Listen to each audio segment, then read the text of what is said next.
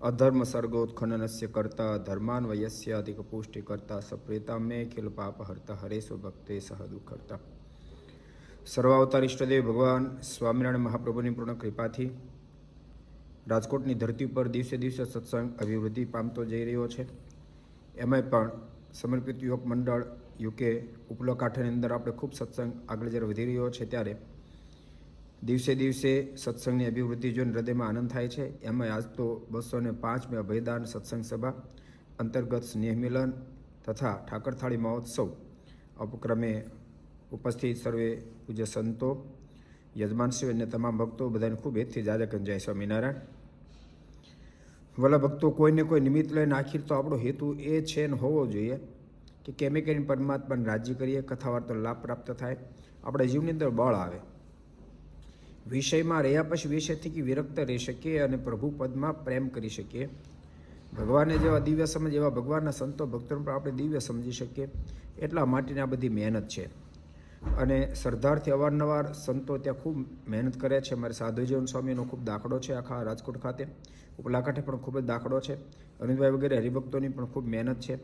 જો કોઈ પણ વસ્તુ છે ને યાદ રાખજો, એકલા પ્રાર્થના આધાર કોઈ બેઠો રહે ને તો એ માણસ ગાંડોની શાસ્ત્ર કરીને મૂર્ખ કહે છે। મહેનત કરનારને જ પરિણામ પ્રાપ્ત થાય છે। કરતા હરતા પરમાત્મા છે, પણ કર્મ કરે ને પરમાત્મા ફળ આપે છે। ભગવાને ગીતાજીની અંદર એટલા માટે પાર્થને કીધું, અર્જુન હે પાર્થ તું કર્મ કરી જા, ને તો સ્વયં પરમેશ્વર હતા। અર્જુન ન લડે તો એ ધારે તો કૌરવને મારી શકતા હતા, પણ નિમિત્ત કોઈને કોઈને ઠાકોરજી બનાવે છે। એ ન્યાયે આપણને મહેનત માટે નિમિત્ત બનાવે છે। આપણે જ્યારે મહેનત કરશું ત્યારે ઠાકોરજી આપણી વેગાળ જરૂર ભળશે અને સત્સંગ ખૂબ અભિવૃદ્ધિને પામશે।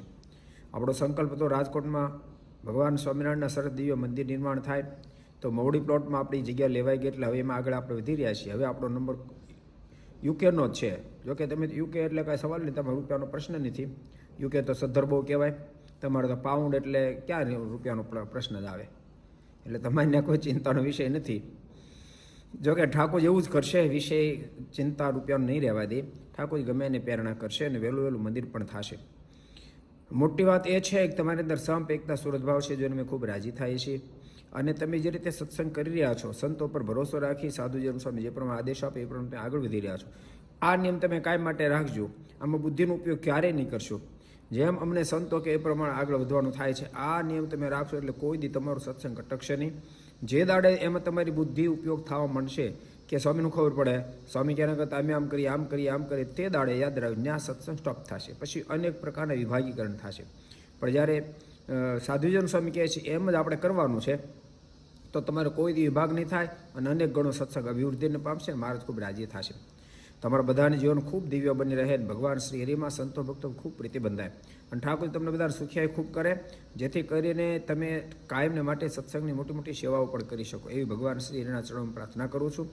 સાથે જીવન ધર્મ જ્ઞાન વૈરાગ ભક્તિથી સભર બની રહે, પરિવારમાં સંપ એકતા સુરતભાવ સદૈવ માટે જળવાય એવી પણ ભગવાન સ્વામિનારાયણના ચરણોમાં પ્રાર્થના કરું છું। તમારે ત્યાં તો અભયદાન સત્સંગ સભા, સ્નેહ મિલન ને ઠાકર થાળીને કાંઈ ને કાંઈ મહોત્સવ છે।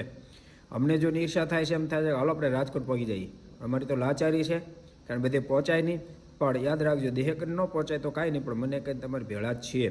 અને દિવસે દિવસે તમારો સત્સંગ અભિવૃદ્ધિને પામી હૃદયથી ભગવાનને પ્રાર્થના પણ કરીએ છીએ। તમારો જે સભાનો સમય 6 થી 8 વાગ્યાનો છે, પણ 8 વાગ્યા પછી ભોજનની પણ વ્યવસ્થા છે, તો બધા ભગવાન ભક્તો સાથે મળીને ભગવાનનો ખૂબ પ્રેમથી પ્રસાદ લેજો અને સત્સંગ કથા વાર્તાનો ખૂબ લાભ લેજો।